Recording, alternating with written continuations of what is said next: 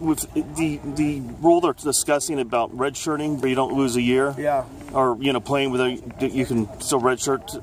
How valuable would it have been, say, last year? 2 years in a row. 2 years in a row. I mean, yeah. You look at the end of 2 years ago, and all of a sudden now Armani's the starting quarterback, and you got him going and rolling around out there, and that's a big difference. Last year, when you're a little beat up front, guys like Justice can come in and play, Ashton Morgan, some of those offensive linemen. So, we've had some unfortunate injuries at different times, and this rule will address it. But it'll be that way for everybody. I think we all feel like that. And then at the same time, it might not even be an injury. It might be a kid that you really know you're going to redshirt, and you just want to get him some action, take him on a road trip or even at a home game and get him in on some special teams. And, by the end of the year, when these guys come in, a lot of times they're just mentally not where they need to be. Physically, they're not far away, but mentally they're not where they need to be.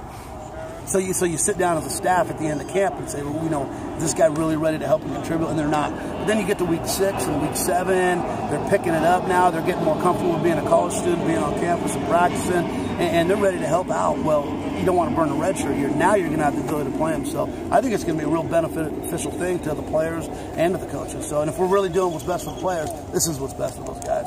And when you've been able to play 2 years ago at the end of that season, how beneficial would that have been for you going into last season, having some reps, games under your belt? I think it would help a lot, just like to be able to know what the college speed is like and the pace and how to read everything differently and how fast everything's going to come at you, and then being able to slow the game down last year. When you think about that first start against Howard as compared to the last start of the season, as far as the expectations of the speed of the game and all that, just how much valuable was that having a year? Or how different was it, I guess, going in the last start compared to the first start? First game, I felt like everything was moving super fast, but by the time the last game, you start seeing everything, you start seeing the same coverages, and it's at that point the game's starting to finally slow down, and you just have to do what you have to do.